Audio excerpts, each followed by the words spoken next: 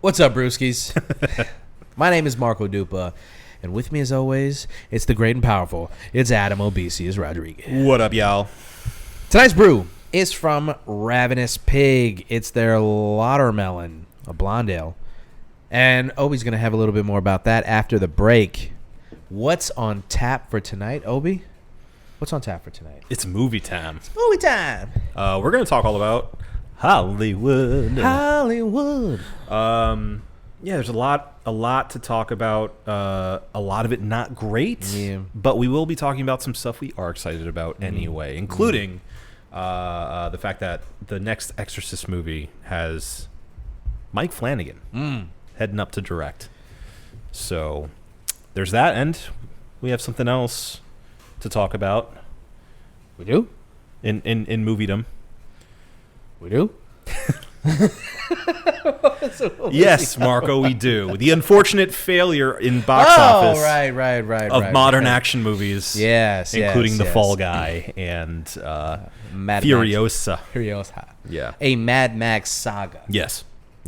So we're just going to use our critical eye to critically analyze this critically dire situation of critically acclaimed movies not getting critical financial gains. This is Are you episode 428 What's happening? of the One Beer In podcast.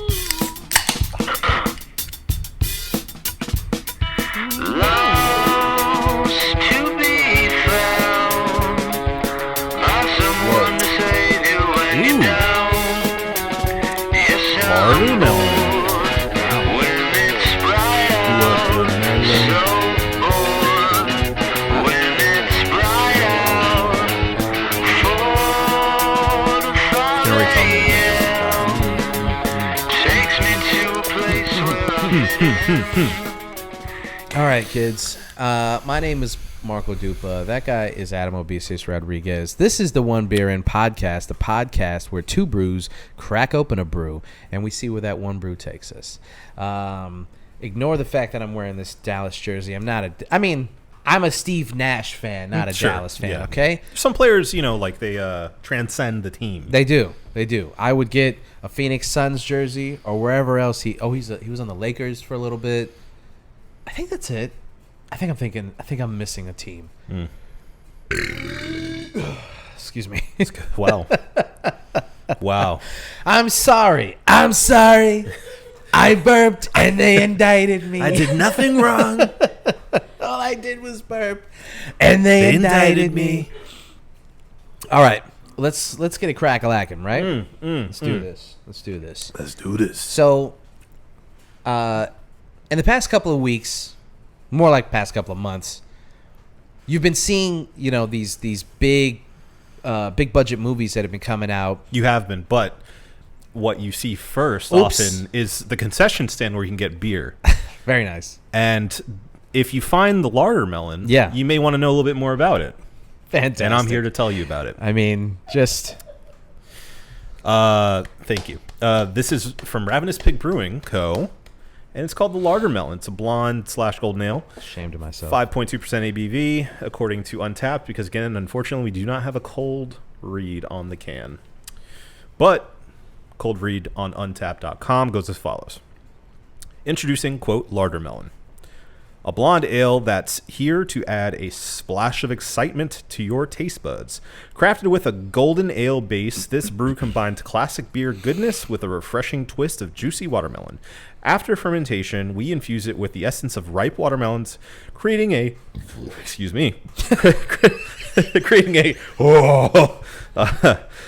crisp and revitalizing experience like I just had. Lardermelon stays true to its beer roots, offering a satisfying maltiness and a hint of hops, while the subtle natural watermelon finish brings a touch of summertime sweetness. With each sip, you'll enjoy the perfect balance of tradition and innovation in this thirst-quenching blonde ale. Cheers to a taste of summer in every glass of Lardermelon. I would just like to point out I just picked up on this weird... That says 5.2%. Can says 4.7%. That is actually a pretty big disparity, I think. That's, So I'd say anywhere in the range of about 5%. Sure. ABV. Yeah. Split the difference. Yeah. Okay. Okay. So now Please. that you have your beer from the concession stand, you're taking that beer into the movie theater. You've already spent at least $100. Sure. Yeah. You sit down and you watch the newest feature film. Film. But the thing is, you look around and it's just you. Nobody's and, there. And maybe one other guy. Yeah. You know, he's probably in a trench coat. He's probably sitting in the corner, you know, unbothered. Either all the way in the front or all the way in the back. Absolutely. And you get out of that experience and you go, wow, what an incredible movie. I wonder how many people... I would like to talk about this movie online. Who else has seen it? Nobody, apparently. Nobody. Is it on streaming yet? Is it on stream? Yeah, and then you go home and you say to yourself, I'd really like to watch that movie again. And then you Google it, and in 2 weeks it's going to be on streaming. So should you go back and pay another $100 to see this movie, or should you just wait for it to get on Hulu or wherever Apple it does? TV. Yeah. So that is just a microcosm of what's happening right now in the film industry. You're seeing a lot of pundits and quote unquote experts, not unlike us, talking about the dire situation that Hollywood seems to see itself right now. And there are so many factors that I believe are going into what's happening right now. So I don't know. We don't have like a checklist or a whiteboard to say like it's this, and this. Yeah. We kind of just have to swim around and find it. Sure. Yeah. Right? We're going to find it. We're going to find it. By God, we're going to find it. There's one thing we're going to do. It's find it. We're going to get to the bottom of this. We're going to get to the bottom of it. So you don't have to listen to any other podcast about this subject because Adam and I got it. Definitely don't. Right? Stop right there. Pause. Like, subscribe, and share. Share. Thank you. Share. Share. Yeah, it's funny you kind of paint this picture of the empty theater because that's exactly what I experienced on a Monday night watching Furiosa. Yeah. It was my group and maybe 2 other groups, small groups, in like the biggest theater they have. And I was so disappointed. Yeah. The fact that like it was so sparse. I get it's Monday night, you know, but at the same time it was Monday night on Memorial Day weekend, on Memorial Day. That's usually when a lot of people go to the movies. That's what I'm saying. Apparently their whole thing. That's I'm very what- surprised at that stat, but apparently that's like, they're like, if it's on like Memorial Day, we're going to do gangbusters. Right, yeah. And I kind of went in it, you know, like I had heard that things were a little slower for specifically Memorial Day weekend, but going into it and like seeing it look like a, you know, Saturday matinee, it's like, what's going on here, man? Yeah. This is kind of crazy. And the proof's in the pudding because, you know, Furiosa made not enough money so far. Well, you know what though, man? I think that's probably the first thing that we should talk about is like the idea that these movies need to do 80 or 90 million in 3 days or they're failures. Sure. Okay, Mad Max Fury Road. What was the first? It was a slow burn. Yeah, it was a slow burn, Yeah, right? started a little slow, but then slowly picked up steam. What Or was- gasoline, if you Yeah. will. And it made a good amount of money by the end of the day. The budget was 154 million to 185 million. And what did it end at? I want to say around the 300 something. We're going to be doing this a lot, I think. Just looking up. It's just looking up numbers. Yeah. 380 million for its total box office. Yeah. Okay. Yeah. Let's go to themes, box office. Okay.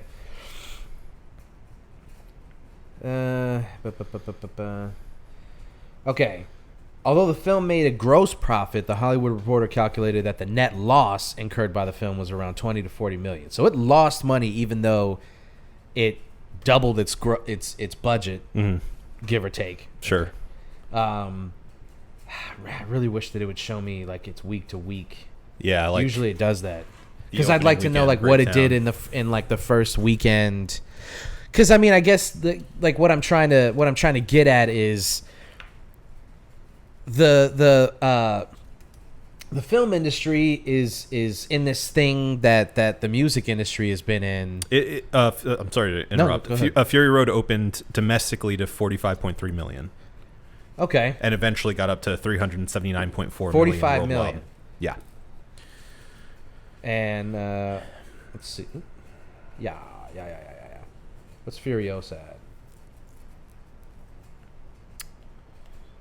Furiosa made they're really 32 million domestically. Okay, so and 36 million overseas. Okay, so like a little under 10 million less. Yeah. Than the last movie.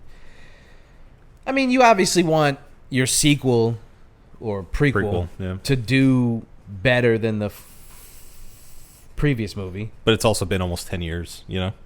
Well, that's, yeah. So you want, I mean, it's hard to say, you know, that the film industry is bad because of this, right? Because Furiosa is, first of all, it's a prequel to a sequel that was recast, right? Yeah. So you got Mad Max being played by Tom Hardy, who was made famous by Mel Gibson.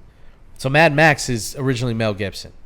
The fourth movie is Tom Hardy, right?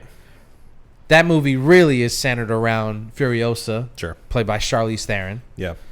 Then you do a prequel with Anya Taylor-Johnson, Anya Johnson Taylor-Joy, Aaron Taylor-Johnson-Joy. Yeah. And you're asking, I think a problem that's plaguing some of these movies is you're asking a lot of the audience. That's the same thing that we've seen with a lot of the Marvel stuff, is like you're asking a lot of people to just a movie that's a prequel to a movie that's almost 10 years old, like you said. Sure. With a star who, I mean, I believe in Anya Taylor-Joy. I think she's a great actress. I think she I don't know if she has star power necessarily. I don't know if like surely a rising talent. Yeah. You know? But she's not like Julia Roberts, sure, circa, you know, early 2000s. She's not having a moment like Emma Stone is, you know? Right. You put Emma Stone in a movie and people are like, I'll just go see the Emma Stone movie. Sure. So I think that doesn't help. It's fair. She's almost unrecognizable in the movie. So it's one of those kind of things where playing outside of like what we're used to seeing her as, right? You know? No Tom Hardy. Right. So no Mad Max. As far as I know. I haven't seen the movie, but no Mad Max. So there's nothing to really kind of hang your hat on with that. It's just other than, and I've seen other people make the same claim, which makes a lot of sense with me, other than the people who were going to see it anyway. Yeah. The people who are Mad Max fans or fans of the director or are just into seeing a kind of niche post-apocalyptic action movie. Yeah. That, don't really care about the fact that it's a prequel, which all that's pretty few and far between, unfortunately. Yeah. And that just like the reviews, both critical and like layman viewer reviews, show that the people who do go out and see it really like it generally. Yeah. So the problem here clearly is getting the people to go see it. Once you see it, you're evangelical about it. Yeah. Generally. But you know what I think another issue is, like, we are training people to view movies a certain way. Not literally, but like to view them in a metaphorical sense in a certain way. I just pulled up this article, which I think is pretty I like this. I'm going to kind of cite some of it. Okay. This is from the Wrap, Jeremy Fuster. 4 reasons why the Memorial Day box office was awful and what it means for struggling theatrical business. I'm not going to read the whole article, but here's the 4 reasons that Jeremy is given. Strike slashes the state. So the strike basically didn't help. Sure.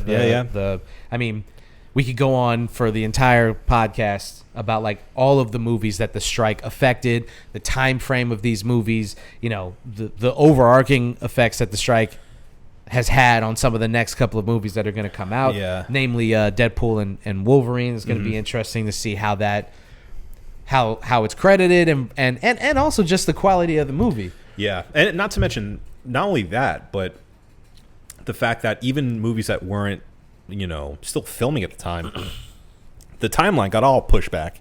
Yeah. A second time in a row right after COVID. Right. So Yeah. theaters in Hollywood in general are recovering after COVID. Then the strike happens, and it's like, we're stuck all over again. Yeah. So yeah, I buy that. That makes sense. The second reason was no Marvel, and that's probably the saddest thing that we're gonna probably keep coming back to. And that's kind of what I was alluding to when I was saying that we have trained people to view movies in a certain way. Like brands? Yes. Yeah. That the reason that a lot of people haven't gone to see some of these movies, Fall Guy, is there's nothing to attach yourself to. Sure. There's no storyline. There's no big franchise. Oh my God, an original idea? Right. Even though Fall Guy is a remake, but nobody knows that. Nobody cares either. Yeah. So you got no Marvel. The reason that people didn't see Furiosa and Garfield is they're not a part of any of like these tentpole franchises. Sure. Which actually, you can look at how well, especially like in the last couple of weeks or so, Planet of the Apes did.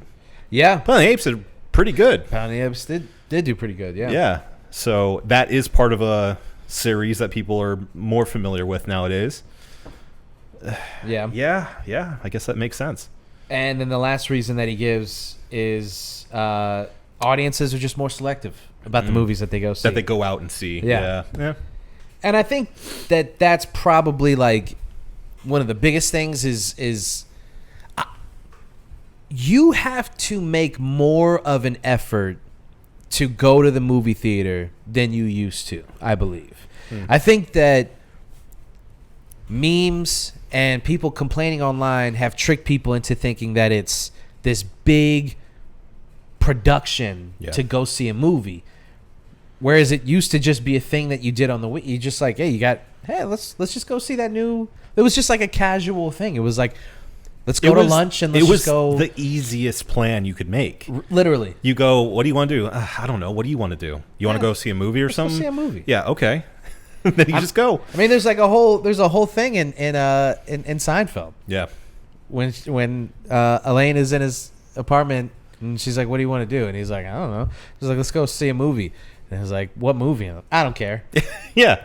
And it's like, that's how people used to treat it. Was just like you would just go and you would go to the theater and you would look at the literal box office and go, that looks cool. Let's go see that one. Yeah. Well, no. This one's starting soon. Let's just go see that one instead. Yeah. We don't have to waste 20 minutes just sitting around the mall.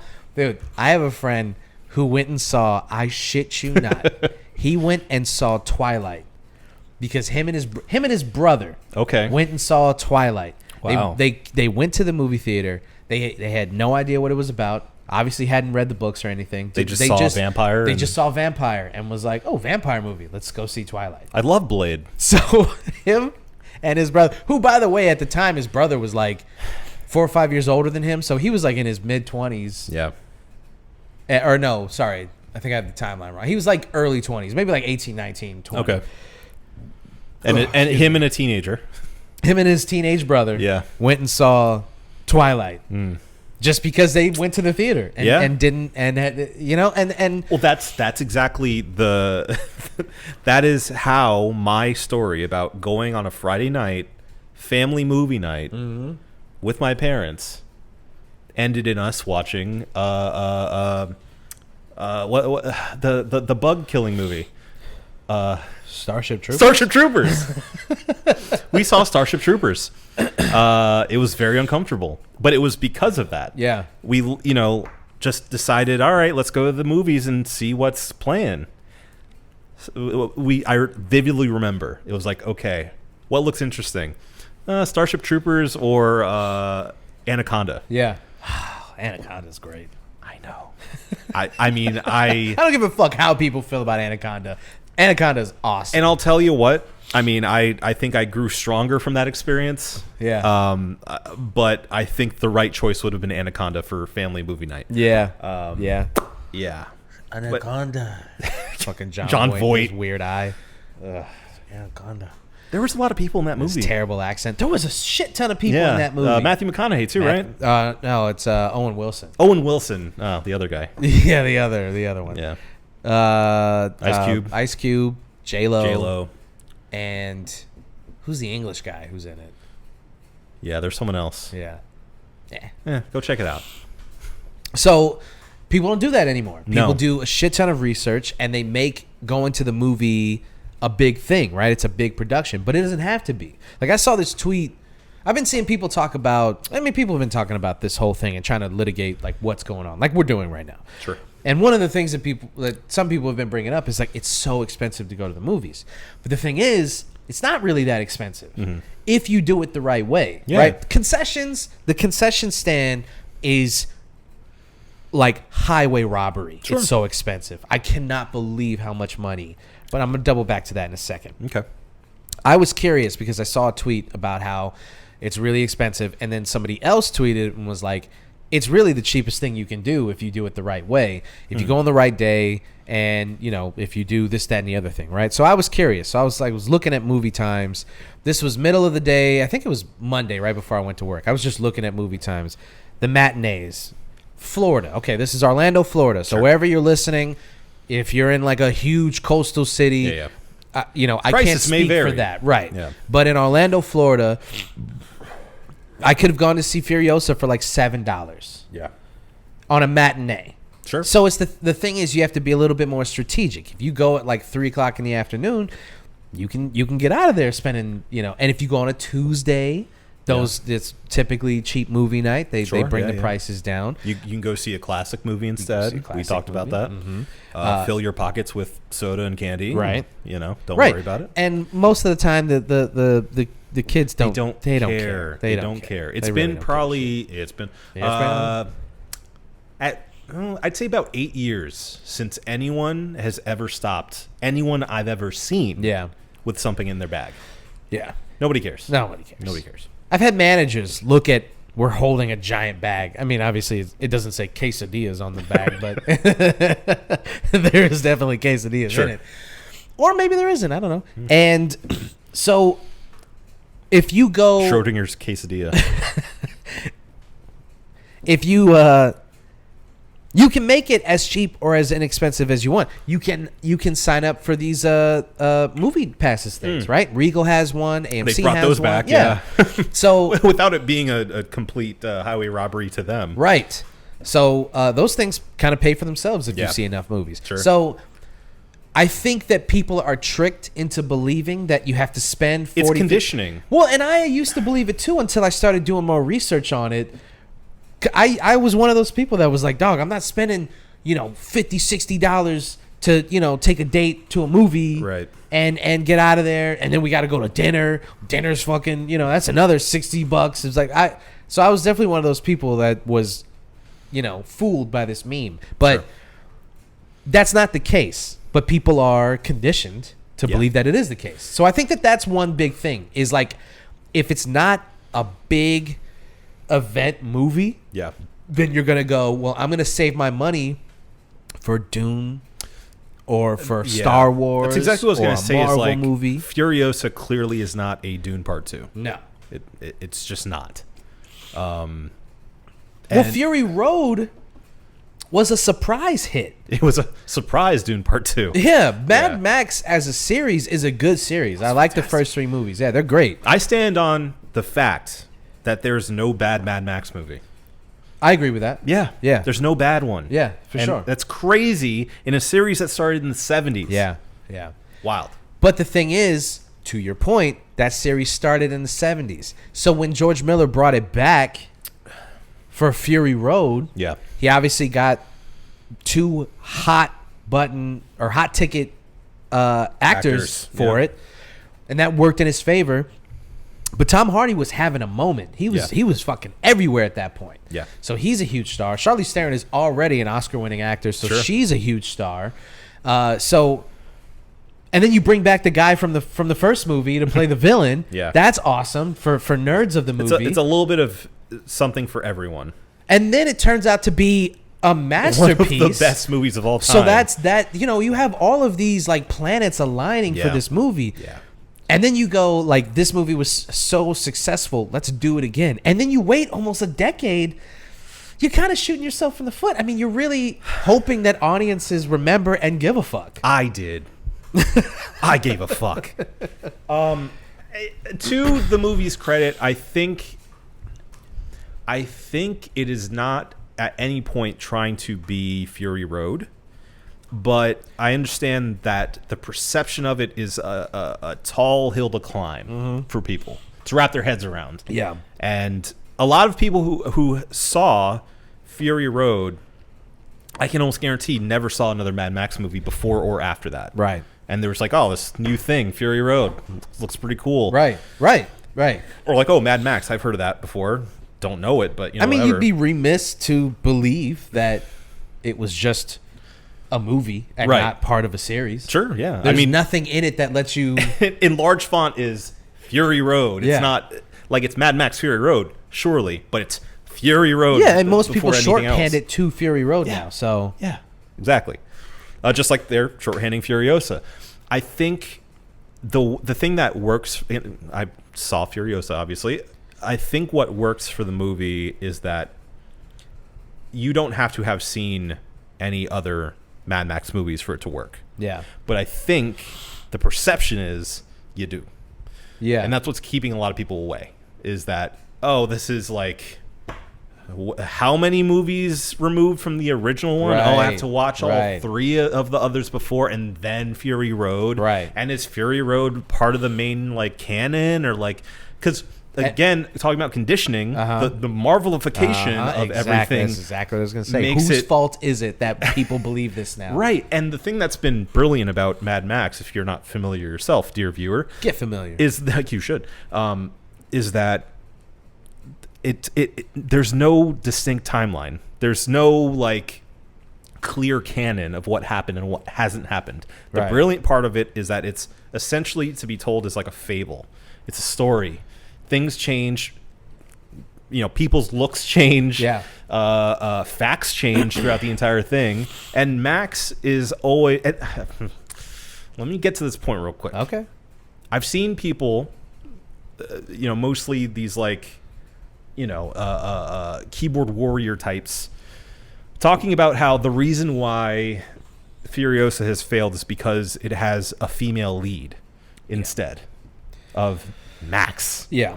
And if you've seen Fury Road, Max isn't the protagonist, you dummy. Right. If you've seen any of the other Mad Max movies, except for the very first one, he's not the main character in any of them. Yeah. He's just a vehicle, no pun intended. Through the movie that like the audience kind of latches onto for the ride. Yeah, things kind of happen around him. Yes, exactly. That's the point. Yeah, he like you can compare him to a samurai character in movies, or like the lone gunman in westerns, just walking through a town and there's shit already popping, and he's there. Yes, and he experiences it. He's our entry point into the world, but this fish out of water because he doesn't know what's going on. Nobody else, like everyone else knows what's going on. Yeah. So that's complete garbage. That's a trash opinion. Yeah. It makes no sense if you're paying any kind of attention to the movie itself. But people aren't, and that's the problem. That's one of the problems. I don't think it's the general audience's fault. I do believe that it's on the studios to like educate people on this kind of stuff. But I also think that like most people aren't watching. You know what's funny? I don't understand why actors still do the gauntlet of interviews. Yeah. The press junket? The press junket. I don't get it. Nobody watches that shit. Yeah. I guess maybe that's where these sound bites come from. And then you read an article on like Variety or the Hollywood Reporter, and that's where that shit comes from. Yeah. But for the most part, like who is looking up press junkets for these movies? Watching E all day. Yeah, right. I mean, people did used to do that. But Yeah, I don't believe that people are still doing shit like because that. people don't wait around for that information. They wait for the information to come to them. Right. They're not on TV waiting for like watching through an entire press junket or like the pre-show to the Oscars or something. Right. Nobody cares about that. That stuff. Yeah. These studios are still using like antiquated ways to deliver information to people. And they're trying, like, I actively see it that they're trying to do something different. Like they had I'm forgetting names now. I don't know what's going on. Chris Hemsworth. There it is. On Hot Ones recently, so that's good. Something. Yeah. I've noticed with this press run especially, it's been mostly focused on George Miller. Yeah. Which I love. I just want to hear him talk all day about stuff. Yeah. But, I didn't see a whole lot of Anya Taylor-Joy around for that kind of stuff. No. Which may not have helped. Yeah. Yeah. Maybe she didn't want to advertise it, or maybe they didn't. She didn't have time. They didn't have money to have her go on the junket. Well, and Chris Hemsworth is still probably the bigger name. But maybe. Him and Anya Taylor-Joy, I think he's probably... She's pretty big. I don't know. Maybe not that big. She's not Marvel big, though. That's true. That's true. He's still got that vehicle behind him. Yeah. No pun intended again. Yeah. So... It's fair. But he's also not the focus of the movie. He's the villain. So, as far as we know from the trailers. So, for him to be going out there and like, being like the seller of the movie, I mean, sure, it's still he's on. I saw him on Kimmel and he's on Hot Ones, and he's making the rounds. Sure, but seems to be having a good time. Yeah. But here, okay, so problem number one, or 1A, 1B, whatever, is you have to get audiences to care, and it's hard to get them to care about stuff that they don't have a reason to. They don't have a reason to latch onto, right? Yeah, or a legacy with. I think another big issue is, and I think I was going to make this point earlier, but then I lost it, and it's back again. Okay. It's happening to both of us. What's in this stuff? Hollywood is doing the same thing as the music industry, which is too much of a focus on first week sales, right? Hollywood has always done this, and the music industry has always done this too. But I believe that the problem is movie studios, record companies, both of these industries are too slow to adapt to the fact that that's just not how shit works anymore. People don't... I mean, if it's a good album, for instance, you're going to come back to it over and over and over again, and streaming has made it easier for you to just be like, oh, I'm just going to like click on that hyperlink again get back to that album. To still be like, oh no, it didn't go platinum in its first week, it's a failure of a record. Flop. Yeah. And for people to be like, yo, he only sold 34,000 equivalent units is like, yeah, man, I mean, that's just how it is nowadays. If you're not one of these, like, the music industry is the same as like the film industry in that the music industry has Drake, Adele, Beyonce, Taylor Swift, and some newer acts are like cropping up, like Olivia Rodrigo and stuff like that. Sure. But those like pillars of the industry, they're the ones who are going to sell, a million copies, a million equivalent units in their first week, right? Yeah. Same with the film industry. You got your Marvels and your big franchises like Mission Impossible. But even Mission Impossible didn't do as well as they thought it was going to do. Yeah. So it's things are weird out there. There's only a handful of things that, like, I mean, I'm sure if Will Smith, for instance, did like a big action movie, it's going to be interesting to see what happens with this new Bad Boys movie. I was about to say that. That's going to be real interesting. He is going to be doing that.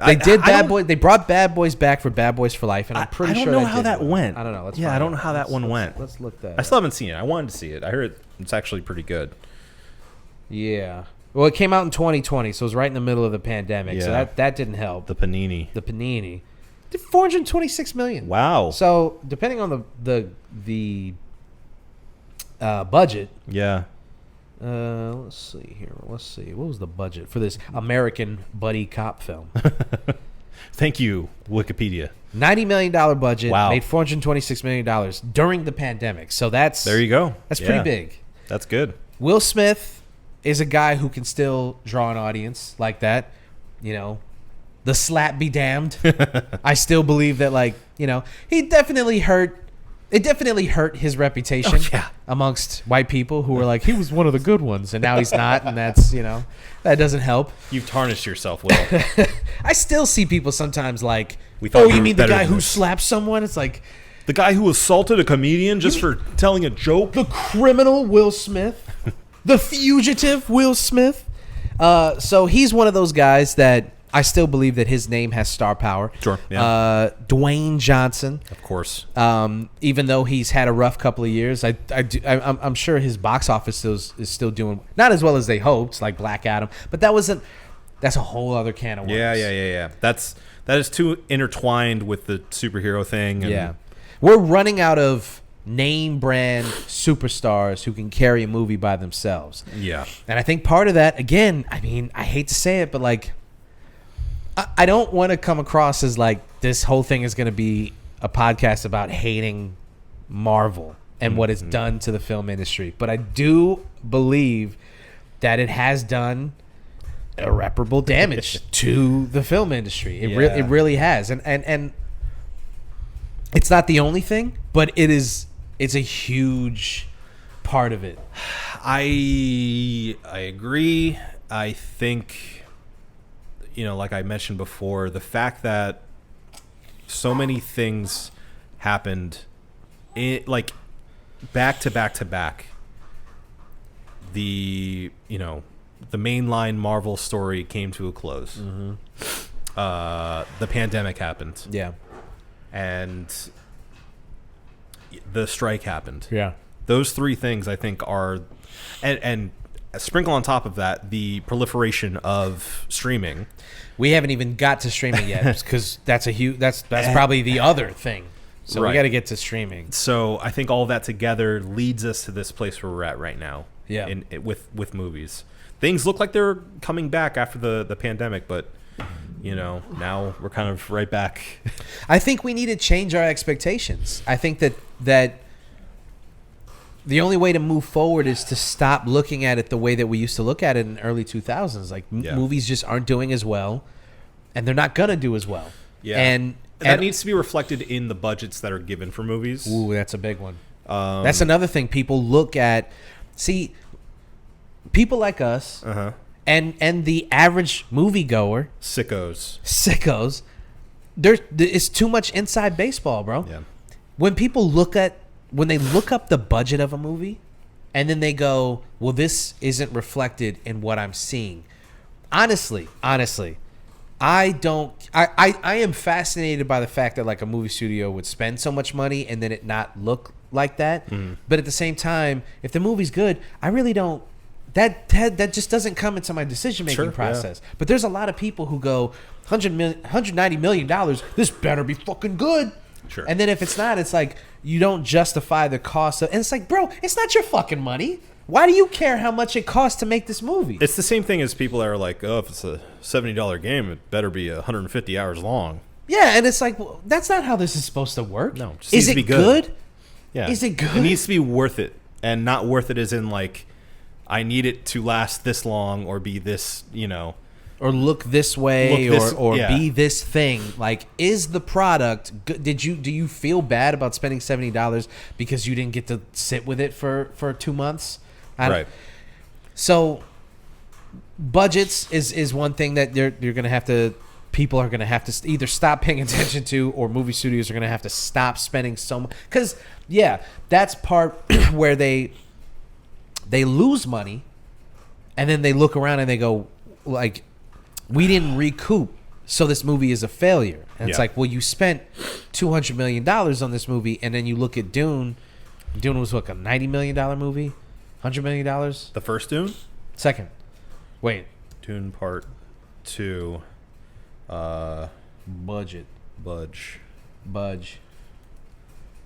190. What was the first? What was the first one? One of them was cheaply made. Not cheap, but cheap. $165 million is still a lot, but not as much as like a $250, $300 million movie. Sure. And the first Dune looked amazing. So they're either going to have to start budgeting where they put this money, or stop emphasizing that ratio, right? I mean, the movie studios are not going to do that. That's the one thing that they're like, we gave you X amount of dollars. We expect X amount of dollars back. Sure. Yeah. So that's going to be something that, like, that's not going to change. I think the biggest thing probably now, and it's because of everything that you stated before, the pandemic, the strike, Marvel, streaming.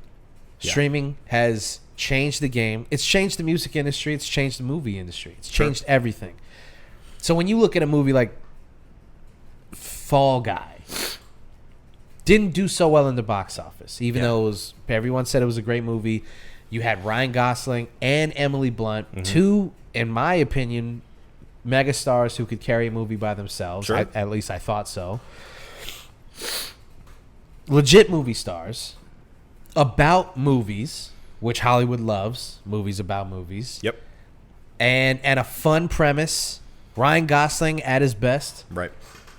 Rom-com action movie. And it didn't do what they wanted it to do, right? No, I think it was gone in like a couple of weeks. That's the thing. Yeah. Gone. Yeah. They're I think it's probably like hanging around. It's streaming now. Yeah, so now like you go their official website is like where to watch it. You know. It's got an 81% on Rotten Tomatoes. So did well critically. Their budget was 125 to 150 million. Their box office was 145.9. So that's a failure. Yeah. And then within like 2 weeks, it's on streaming. Yeah.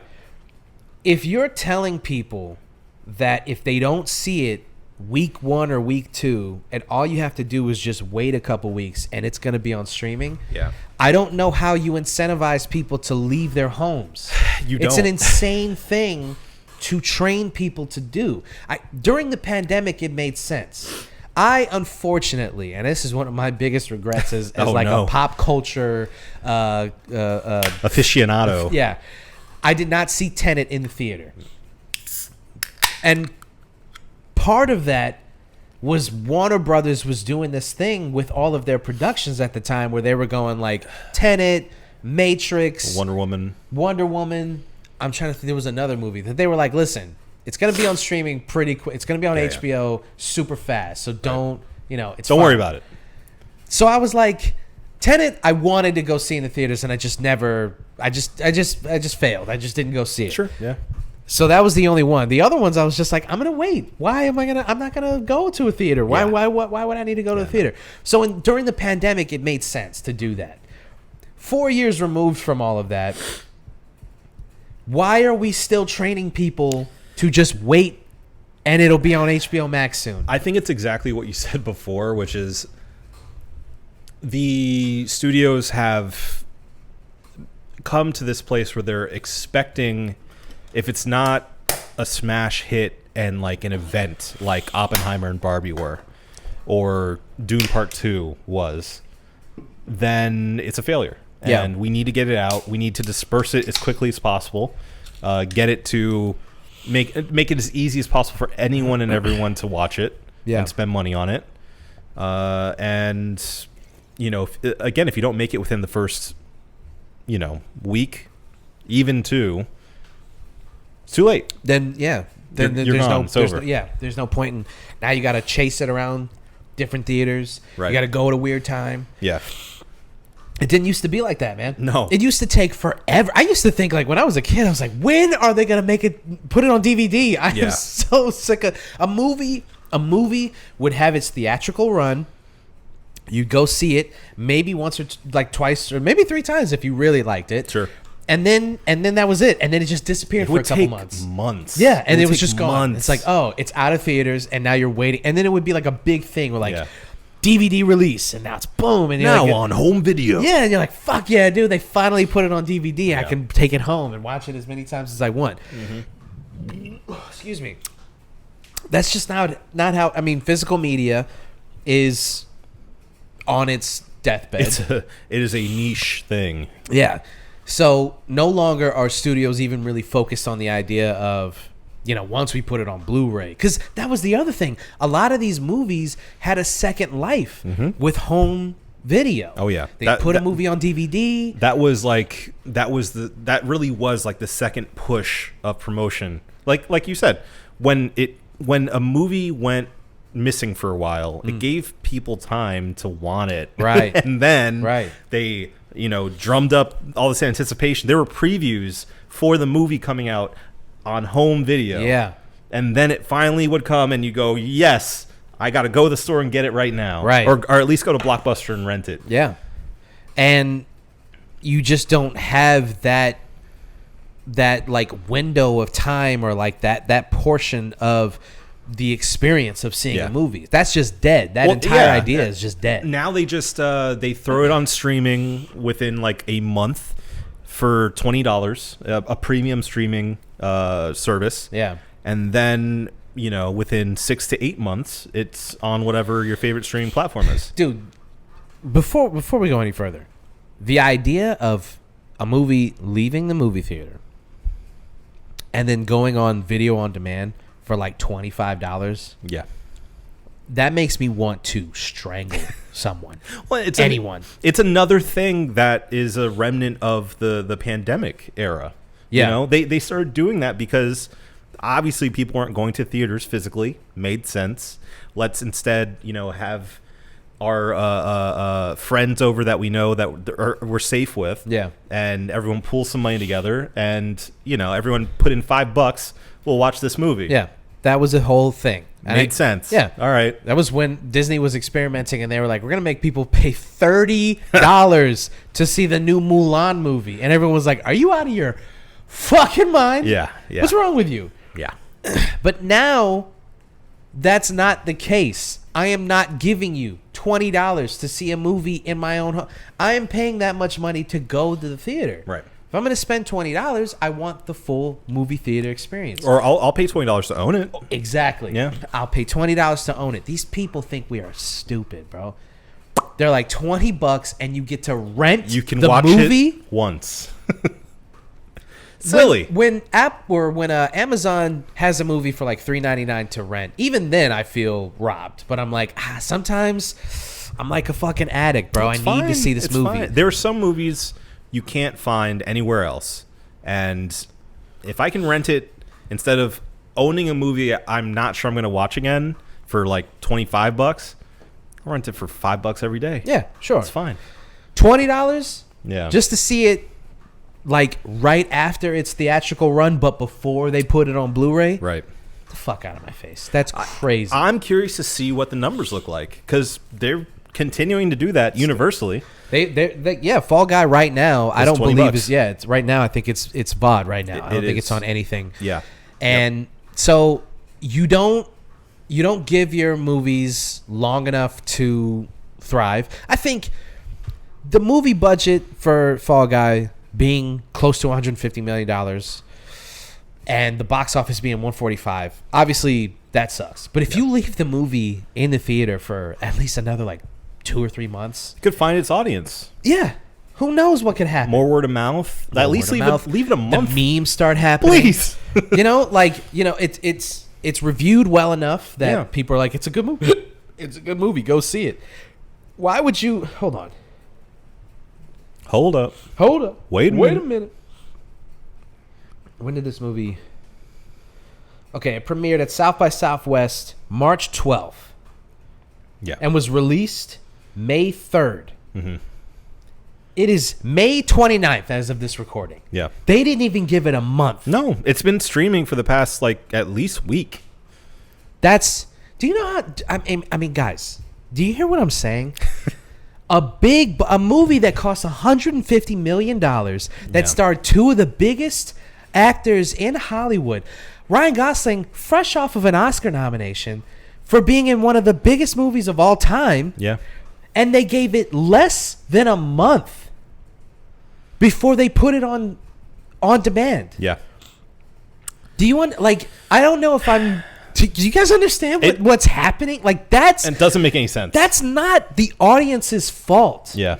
That's the studios being impatient and and wanting to recoup on their investment within weeks, which is that's just not fair. And I wonder what else prompted that, because were they afraid of like Furiosa taking the action fans away or something? Because that didn't happen. I don't know, dude. So, okay. So it actually was released digitally May 21st. So even shorter of an amount of time than what we're talking right now. Yeah. That's 2-3 weeks before it was. Yeah, I wasn't exaggerating when I said 2 weeks. Yeah, no, that's okay. It's like 2.5 weeks, something like that.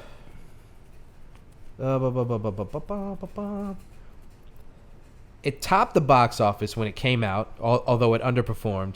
Right. It dropped 51%, but that's because Kingdom of the Planet of the Apes came out. There you go. Yeah.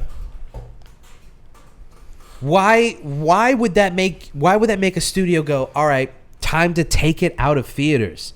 Of course, a bigger movie is gonna push it out of that top spot. Right. A franchise movie, like we were just talking about. Let it ride, yo. Let it.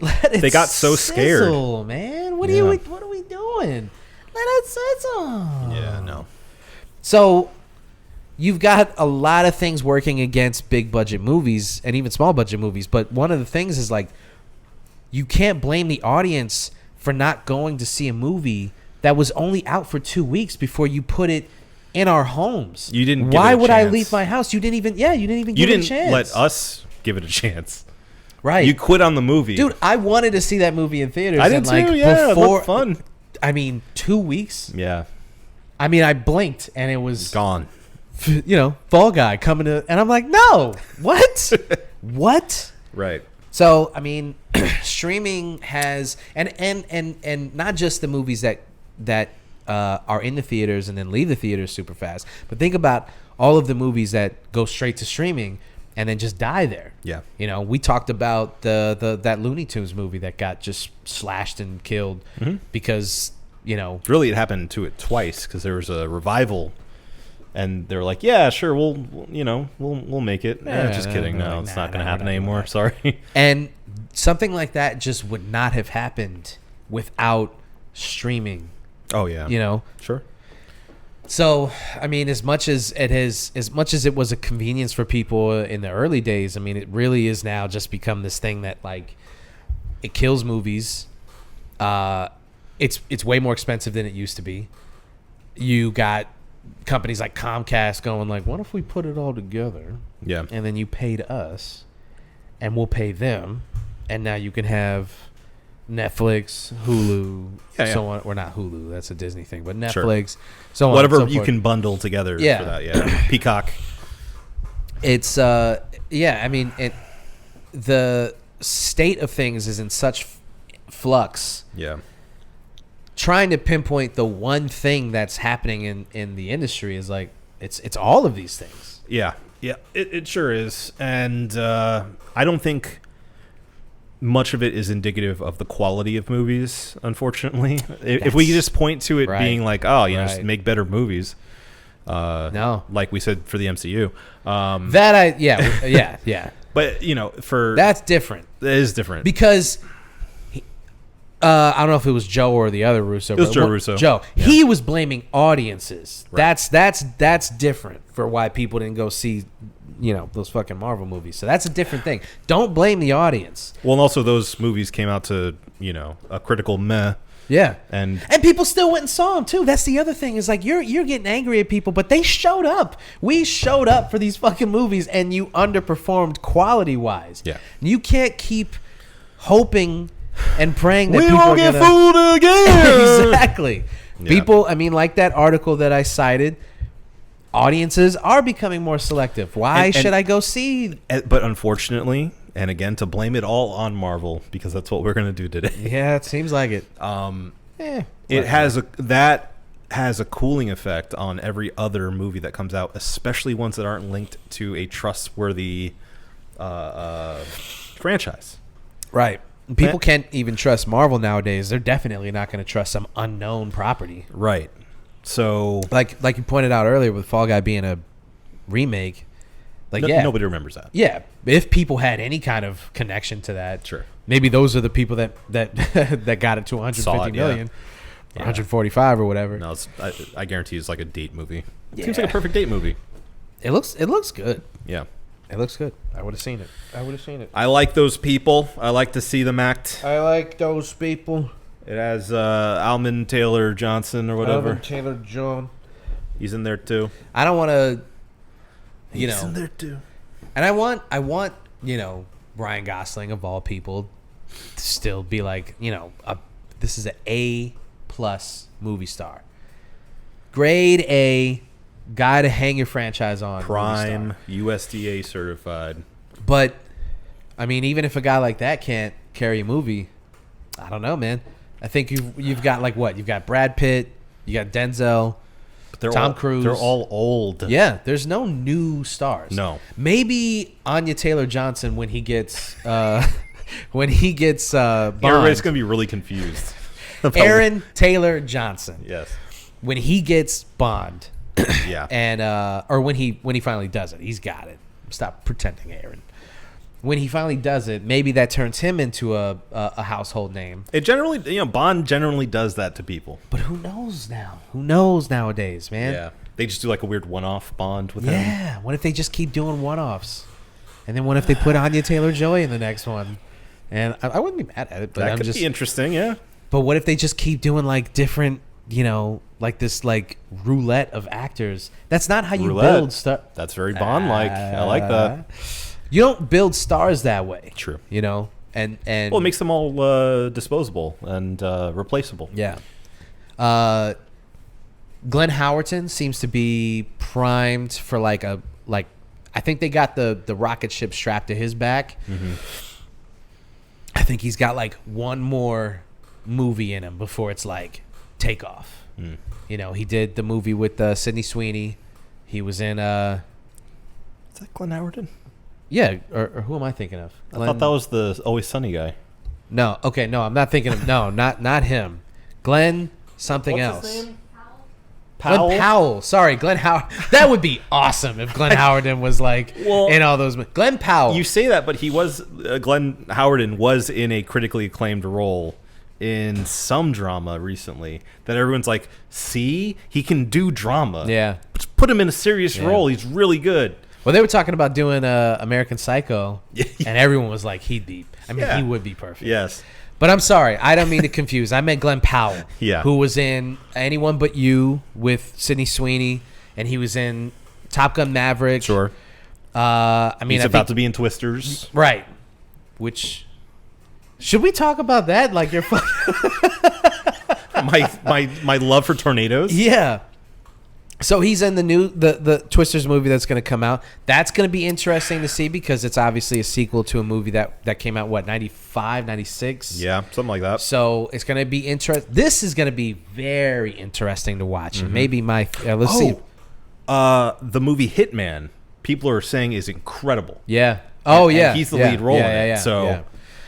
I think this is Glenn Powell's time. It might be. So he's got the rocket strapped to his back. Yeah. But other than him, maybe Miles Teller. I don't know. I just don't see it. There's not a lot of people who you go, oh, the new insert name here movie is out, like you used to. Like Tom Cruise was that guy. Yeah. Oh, the new Will Smith movie is out. Like what's it about? Motherfucker, it's Will Smith. Yeah. Like what? Aliens? I don't give a shit. Let's go see it. Who cares? It's Will Smith. Right. They don't. They don't make them like Yeah. Yeah. So, I think that people, like, especially the younger generation, wants it to be people like fucking Jacob Elordi or like fucking Austin Butler or something. Yeah. Sorry. It's not Jacob Elordi. It's not going to be Jacob Elordi, and it never will be Jacob Elordi. I don't see it. I don't see it. Timothée Chalamet is a guy who I think at this point could... And this goes against everything that I believe because I still think I could box him up. Well, yeah, maybe. Maybe. Have you seen what he can do with a knife? He's not Lisa Chris Agaeve in real life. I don't know. He's got that look in his eyes. I'll beat the brakes off of Timothée Chalamet, bro. You see these? Like, that's why I got the guns out to let people know. Like, I get my paws on him. They've got to know. I'll wring him out like an old rag, brother. Does he? Oh, he's gonna be. When he's got them little Tweety birds flying around his head like an old Looney Tunes He's gonna cartoon. be speaking in tongues. I do believe that Timothée Chalamet is probably, gonna be like, he could be our Leonardo. He's another guy that seems like a lot of the old guard has respect for. Yeah, and is starting to present him as the Lisa Nagaib, I do think he has potential to be that guy. Yeah. But he has a very unique look, and that makes it so I think he will favor more of the artsy movies, as opposed to just being a classically handsome leading man. Yeah, Glenn Powell looks like He's that fucking guy. like Paul Newman. Bro. Yeah, he exactly. like is a classic, good looking, like $1,000 smile, and he's also really good. Yeah, like that's seems unproblematic so far. Yeah, we'll see. We'll find out. So yeah, I think that man, I don't know. You just look at him and you're like, that's a fucking movie star. Yeah, looks like it. So we'll see. We'll see. I think he has a hit with Hitman. No pun intended. We'll see how Twisters does, and from there, I mean, if that hits, the world's his. Yeah. So I don't know though. Everything that we've talked about for the last hour makes it like he was in the Dark Knight Rises. He was. Who was he in Dark Knight Rises? He was the guy in the stock market that Bane like grabs his tie and pulls him over. That was him. Wow. Yeah. Wow. I have to go back and rewatch that. Yeah, that's him. That's funny. That's him. I gotta pee. Okay. I've drank way too much before the podcast. Just liquids. Yeah. I'm not gonna make it to the end. He had a coffee, guys. He had a coffee. What are you gonna do? Couple of beers. Yeah, come on. Come on, Sherry. What do you think of Glenn Powell? I think he's okay. Get on the mic. You have to talk to the people. Okay. I'm not. Oh God. Do you want to take a sip of my beer? Sure. I think you'll like this one, actually. This is a One Beer and Podcast with your host, Sherry. Oh, it's pretty good. Yeah. Oh, I like that. Yeah, it tastes like watermelon. I know the microphones can't pick this up, but we hear the sweet stream of constant pee. You don't have to. I don't like how you said that. The sweet stream of constant pee hitting the toilet bowl to our right. Oh, I hope it's not hitting the toilet bowl. I hope it's going in the water. Oh yeah, you're right. It is the water. It's just spraying it around. Yep. What are we talking about? Who do you think is a current movie star? Specifically, I think we're talking specifically about leading men. Like a draw for people to go to the movies. Yeah, like somebody's like, I don't know what this movie's about, but I'm going to see it because Glenn Powell's in it. I think it honestly is Jacob Elordi, though. Really? Yeah, because I mean, the girlies on TikTok went nuts when the Priscilla trailer came out.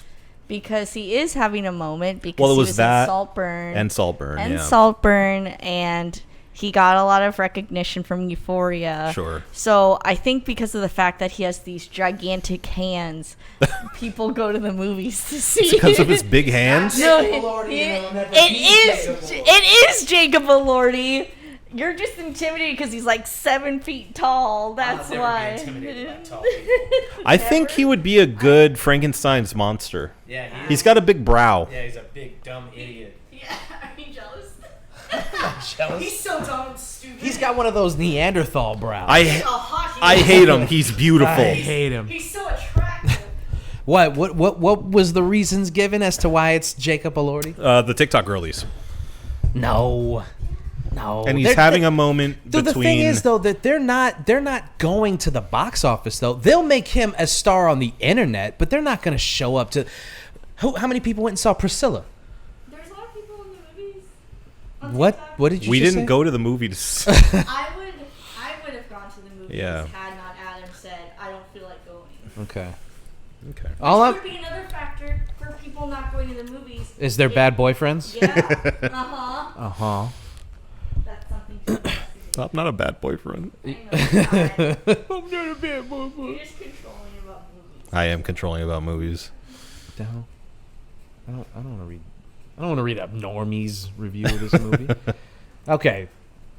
Priscilla was a $20 million movie. Yep. Made $33 million. So it is a success, but I mean, good. that's. Come on. Yeah, come on. Come on. You got Jacob Elordi playing Elvis Presley. That is just all white people want is their attractive person to play their guy. Oh, mama. I'm gonna murder this 14-year-old. Speaking of Austin Butler. Oh, Ariana Grande. Ariana Grande. Everyone's gonna go see Ariana Grande. Oh, you're talking about leading men. Well, leading women too. Whoever is going to be able to carry Hollywood. In Wicked, she's gonna star in Wicked, and everyone will see. No, come on. What are we talking about? Well, yeah, Wicked's not. I don't think Wicked's gonna hit like that. No, You guys don't. come on. We'll see. I You mean, don't know how popular Wicked No, is? okay, no. Listen. But what we are discussing, Cheryl. What we are discussing. let me be clear. Shannon. Let me be clear. What we're asking is what movie stars will lead Hollywood into the future. Ariana Grande. Love her music. Great music. Good ex-boyfriend music. Good current boyfriend music. You have like she's not a movie star. She's in the movie.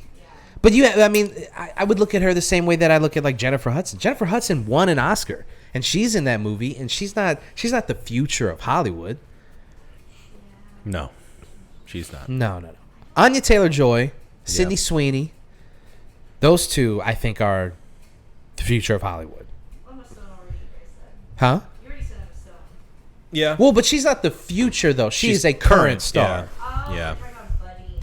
Yeah, like who is going to be? Because we're talking. I mean, basically, I guess really the point of all of this is like the movie industry is in shambles. Who is going to be able to carry the torch for in an industry that has to adapt quickly or die out completely?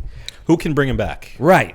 That's really the conversation. Is like Glenn Powell will be able to, after Twisters and after Hitman, hopefully be a guy that, that new Glenn Powell movie is out. Let's go watch it.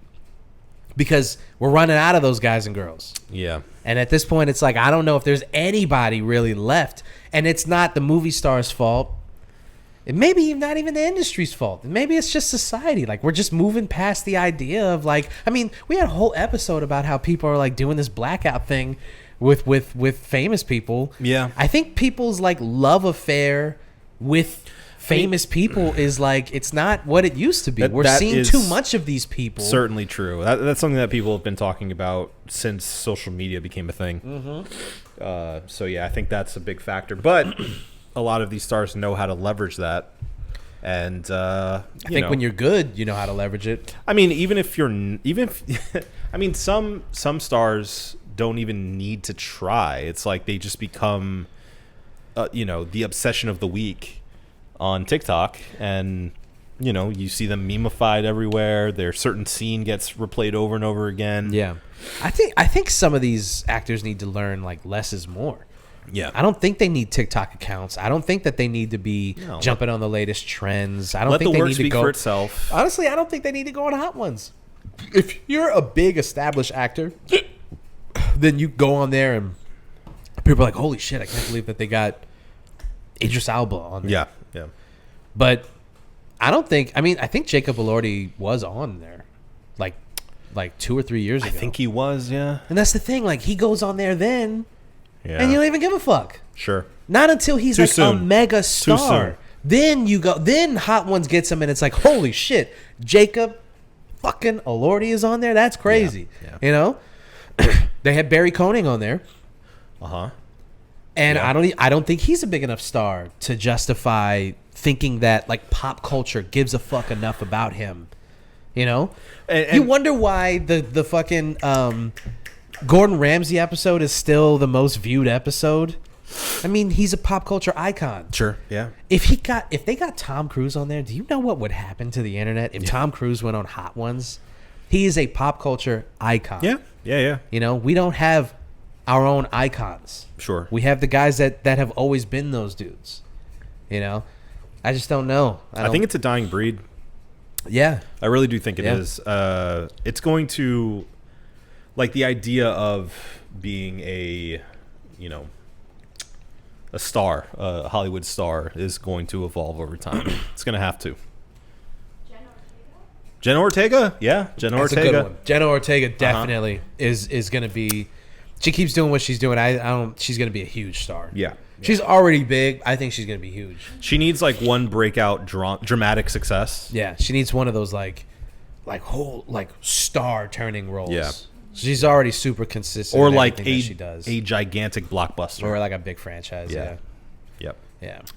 It can still happen. I just think that people have shorter attention spans, and we see way too much of them for people to really like idolize these people anymore, which is for better or worse. Yeah. But I think there's still hope out there. I think Glenn Powell may be the guy. Yeah. We'll see. Yeah. See how Twisters does. Yeah. We will see. God willing. Got a lot riding on Twisters. Yeah. Yeah. Too much. You're basing too much on this. It's going to be, if it's not what you want, then you're just going to be deflated. It's okay. by Look, it. I will always have Twister. Helen Hunt. We'll always have Twister. Bill Paxton. You know? Like, Yeah. The other guy. yeah. All the entire they have a great Philip Seymour crew. Hoffman's in Philip it. Seymour Hoffman. The entire crew that they assemble. Fantastic. All of them are great. Love it. Yeah. Anywho. Yeah. I don't know. I think we've litigated this enough about as much as we can. Yeah. Do you think there's anything else that we didn't talk about what could be the bright spots of New Hollywood? As we so often do forget to Yes. talk about the bright spots. Yes, It was recently announced that after the speaking of Hollywood failures, Yeah. the new plan moving forward for the Exorcist franchise is going to be that the new director of the next episode. The next episode. episode of the next film, the next Exorcist film, is going to be none other than. Hold on, I'm pulling it up.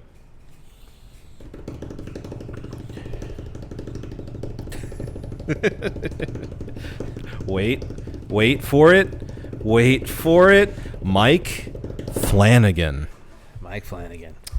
And it's going to be the only reason I knew Mike Flanagan's name. I was just trying to look up who was going to be producing this, which is going to be Blumhouse and Morgan Creek. Yeah. So it's still, I guess it's just replacing the trilogy that was originally planned from Exorcist Believer that came out last year. Yeah.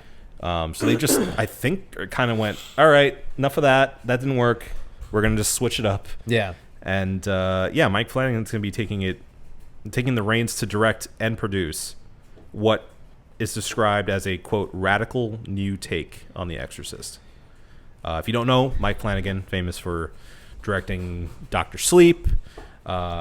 He's done a bunch of Netflix shows, so all the House on Haunted Hill. Yeah. Or Haunting of Hill House, I should say. It's the same thing. Yeah. Fall of the House of Usher, etc., etc., etc. Etc. Well-known horror guy. Yeah. Yeah. I think that's pretty exciting, and I think that the horror genre has been a pretty bright spot when it comes to. The thing is, with horror, you can kind of throw everything against the wall and see what sticks, and and you're forgiven when it's mostly blood. Blood sticks. Mostly blood sticks. Yeah. And you're forgiven a lot of the time when shit doesn't work because Sure. it's just like it's just like a corny horror movie. So you get people just like doing shit over and over and over again until they finally figure it out. Look at any slasher franchise, really. Right. But when it works, it really works. So we're talking like Dr. Sleep. We're talking all the Jordan Peele movies. Yeah. We're talking T. West. You know what I mean? All his movies. Ty West. Ty West, sorry. Yeah. T.I. West.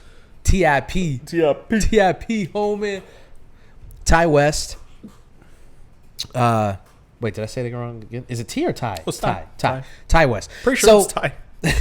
So when it works really well. Yeah. And these guys and girls are like in a position where it's like we can kind of fuck this up a lot before like the shit lands. Yeah. And then when it really lands, it lands. So like Mike Flanagan, for instance, you know, the stuff that he's been the catalog that he's been building up. That's been incredible. Oh man. It's probably my favorite current horror movie maker. Yeah. I think consistently. Right up there with Ty West. Right up there with Jordan Peele. Yeah. But for me, his approach is very Catholic. Yeah. Which I appreciate. Yeah. It's very creepy. It's very haunted. It's very ghostly. And that stuff scares me more than like anything else. Yeah. Yeah. It's my aesthetic. It's definitely the creepiest. Enjoy it. So when Which you is perfect for The Exorcist. Exactly. Yeah. So I'm very excited about that. And horror as a genre is just exciting because you got a lot of talented filmmakers and people that want to be involved with the genre. Yeah. So at least there's that bright spot. People giving it more respect than they have before, and that leads to more money and higher budgets. And, Yeah. You know, a bit more acclaim from places like A24 and et cetera, et cetera. Yeah, yeah. All of the A24 movies, although I don't know if we talked about it. Maybe we talked about it. The fact that A24 is like trying to do this push towards like bigger budget action movies and Yeah, stuff. with Civil War, and Yeah. that was kind of their first foray, which seemed to have done pretty well. Yeah. But if that's I think like if we're talking about new Hollywood and like what works and what doesn't, stuff like A24 movies, A24 with their reputation being what it is, that's enough for people to go, oh, it's an A24 movie. Like, how many studios have that kind of cachet? Not many. And Blumhouse used to be one until they just started, like you said, throwing everything against the wall and seeing what would stick. Works and it doesn't. Yeah. Works against you when stuff does stick, but when it doesn't, a lot of failures can get you to the point where you're like, I know I've watched some movies where like the Blumhouse thing comes up and I'm like, depending on the movie, I'm like, oh no, like how early on into Blumhouse's or how late are we? Yeah. Is this like Current? late era, like Or, we're just doing whatever the fuck? Yeah. Or like is this good era Blumhouse? Is this The Nun Part 5? Man, have you seen The Nun Part 2? No. I mean, hands down, one of the worst movies I've ever seen in my life. I mean, We just threw it on randomly because we were all in the living room and we were like, let's watch a scary movie. I think that's how The Nun 2 gets watched. Yeah, It's just people are absolutely. like, what do you want to watch? The Throw it Nun. on. It looks creepy. Like every poster Sure. you see is Yeah. creepy. Yeah. Dude, even the jump scares, 20 minutes in, you're like, I know exactly where they're coming. Mm-hmm. I know exactly what they're going to do with it. The plot was terrible. The acting was terrible. I mean, it's just a failure from the ground up. And that's my mini one reel in on The Nun 2. Terrible. Well, they had that other one too, like with the bear. The bear. No, not the cooking show. Like the stuffed animal bear that's like imaginary animal. What are you thing. talking about? It within the Conjuring universe? No, actually, it was just its own thing. Weirdly enough, It was just a creepy bear. Blumhouse stuffed. Because the nun is in the bear Conjuring movie. thing, Yeah, Imaginary it was called. and that was a horror movie. It was a horror movie from Blumhouse that was I think a PG-13, and apparently it was horrible. So like they again, like you're saying, there is more respect for the genre, but there's still a lot of exploitation of it, where they know they're going to make their money back. Yeah. Just by having it look creepy. Yeah, people are just gonna go, oh, let's go see the new creepy movie that's out. Right. Which is funny because that seems to be the one genre that isn't very affected by that sort of audience awareness. Right. It's not beholden to anything. Any outward factors can affect it. It's just like we're going to go see the new horror movie, whatever it is. Right. Those movies usually do pretty well. Speaking of imaginary, there was also If, the John Krasinski vehicle with Ryan Reynolds that also bombed. Yep.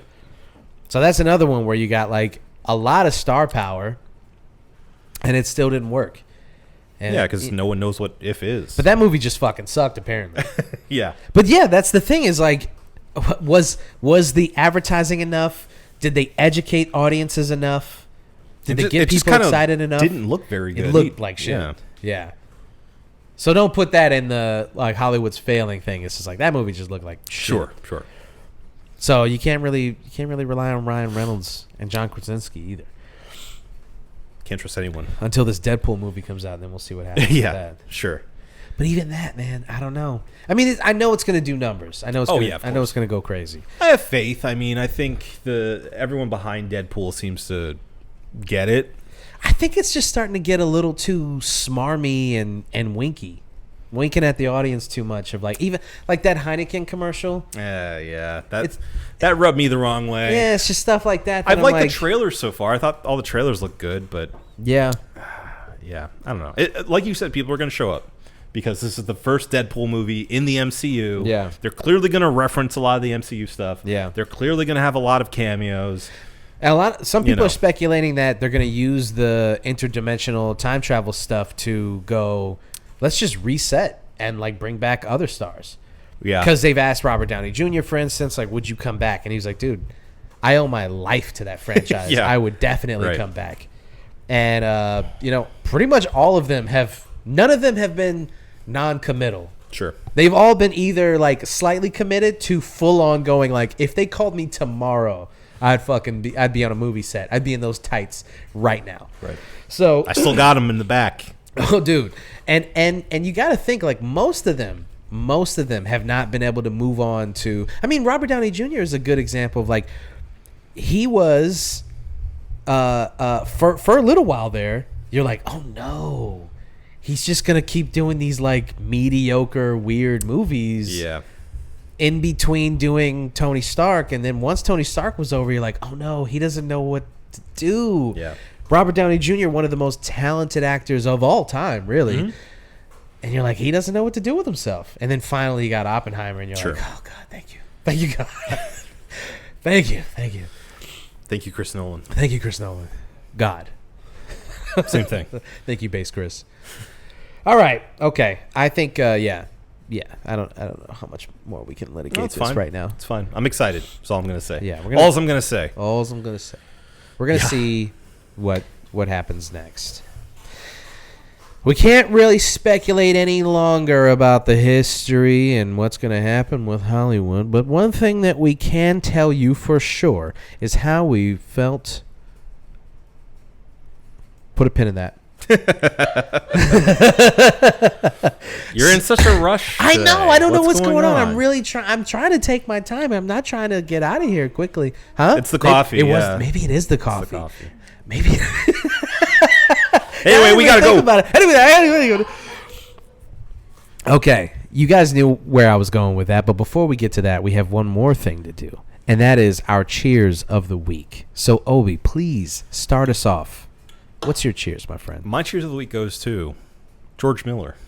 Dr. George Miller. Dr. Sleep, George Miller. Director of the Mad Max franchise, along with Happy Feet.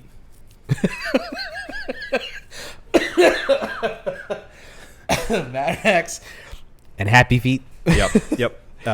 He also did Babe, Pig in the City. Happy Feet's awesome, by the way. Yeah. I don't know. I saw it in theaters. Yeah. Yeah, I did. Happy Feet's great. Fat Joe's in there. Yeah. Yeah. Oh, my goodness. That's enough. Chihuahua's sneezing. You got Robin Williams doing a random Latin accent for some reason for a penguin. Just cuz. Yeah. Why not? Yeah. But yeah, no. George Miller, he's, I think, just a master of filmmaking after watching Furiosa. I didn't get to talk about it much in this episode, but I thought Furiosa was incredible. Up there with watching Dune Part 2 in theaters. I think you owe it to yourself to go out and see this movie, not just because I want people to support it, but because it is one of those that will it lends itself to being on the biggest screen possible, as loud as possible. So at 79 years old, he made what could be this year's best action movie very easily. Yeah. So, I mean, they just don't make them like this anymore. Yeah. And as someone who's been a Mad Max fan forever, I grew up watching Mad Max, there you feel the lineage within it, even though it's in a modern context. Mm-hmm. And I think he's one of the best that's still doing it, honestly. And watching all of his interviews and stuff has only made me feel that even more. Yeah. He talked about, why he didn't put Charlize in this one. And he said they originally were like playing with the idea of doing like de-aging technology and stuff. And he's like, anytime I see it, just distracts me. I said, yes, George. Yes. Finally, somebody who gets it. He gets it. He gets it. Yeah. So, I just think he really is supremely underrated as a filmmaker, especially an action filmmaker. Yeah. And highly recommend you guys go out and see Furiosa in theaters while you can, because you blink and it'll probably be on Max. Dude. Unreal. No pun intended.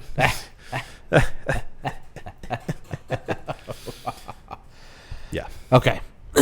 My cheers of the week is going to go to also an auteur, Mike White. Mike White? Mike White.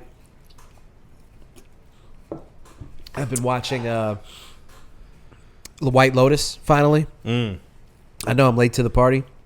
I finished the first season a while ago, but I'm currently watching the second season, and it's just fantastic television. The one thing that really is a bright spot in even though streaming services also take advantage of these things, is like prestige television is still a thing. There's still like incredible TV shows being created. They might not get the same shelf life that they used to get back in the day, because these studios and networks would pay out for like, this is 3 or 4 seasons before we go, all right, it's not working. Right. And HBO is still the king when it comes to prestige television. There's great TV across all mediums, but when it comes to like who's consistently still making the best TV shows, HBO is coming off the success of Succession. And White Lotus, people have already talked about how great the show is, so I'm not delivering any new information, but just it really, I guess, this current era kind of accentuates the fact that it's getting harder and harder for somebody in like Mike White's shoes or George Miller's shoes to do a thing, get it off the ground, get it successfully in front of people, and get people to realize like what they're trying to do. Yeah. And I'm watching these 2 seasons of the show, and I'm just like amazed at every turn, at the acting, the writing, the cinematography. I mean, everything about it is when shows and movies are in the hands of people who are really trying to deliver something special, you can tell, you can see it. Yeah. There's a vision. Yeah. And it's a beautiful thing to like watch someone's ideas be fully realized. So I'm just watching it kind of in awe, because I personally don't watch shit like that. I don't really like interpersonal drama and stuff like that. Like, it's not really that. It's just not very interesting to me personally, unless it's within the context of like a like a higher story that's happening, usually kung fu. And but this is like it's just so compelling. Yeah, so compelling. The writing of it, it's just like, man, I'm locked in on like what's gonna happen next. And who are those gosh darn bodies? I need to know. I'm not done yet. I'm 2 episodes away from the end. And I don't know. And I honestly don't even have an idea. And I may be an idiot, but I have no idea who those bodies could be. So, I'm excited. Okay. I'll have to watch it. Yeah. Oh, have you seen neither Nothing. season? Well, that's the bodies thing is not a spoiler. That's how both shows start. Is they show you a dead body, and then you're like, who's gonna be the fucking person that died Right. at the White Lotus resort? Like that's like overarching thing. You're watching all this shit happen, and then you're like, who died? Who was that?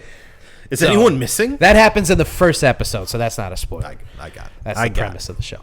All right. Now, remove that pin. Here we are. Yep. Back. It is the Lardermelon from Ravenous Pig Brewing Co. Obi, what'd you think? I really enjoyed this. Lardermelon. Very crushable. Pretty sweet, but also not overly sweet. Not too sweet. I had to do it. And you really do get that watermelon without it tasting artificial, which I really appreciate. It does taste like fresh watermelon. I think these would be awesome to grill with. Yeah. Ooh, yeah. Great for the season. Would have again.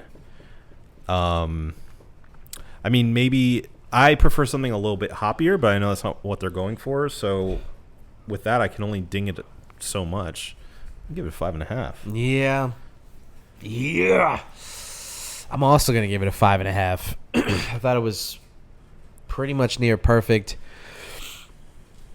Absolutely crushable. Yeah. I don't know. Do I want to give it a 6? I don't really know what I would do differently. I don't know how I would improve upon this thing. It's just. I think it's just fantastic. I think this is a winning beer. Yeah. The watermelon comes through. I think it's gently balanced. I think making a blonde ale, like a watermelon blonde ale, was a good choice. Yeah, makes sense. Excuse me. I've had wheat watermelon Yeah. ales. I think this works a little bit better. Yeah. So yeah, I'm gonna just go ahead and I'm gonna stick with the 5.5. Okay. 5.5. 6 is reserved for that upper. Yeah. That upper. You would know. Yeah. You would know if it was a 6. Yeah. First sip. Yeah. Is that a 6 sip? Yeah. You got to know. You Got to know. All right. You think we got it? I know we got it. Well, if Adam says we got it, then this episode is over. This has been the One Beer In podcast from myself, Marco Duple, for Adam Obesius Rodriguez. Buddy. Thank you guys for listening. Drink delicious beer and have yourself a beautiful evening. We love you. So weak. There it is. Yeah.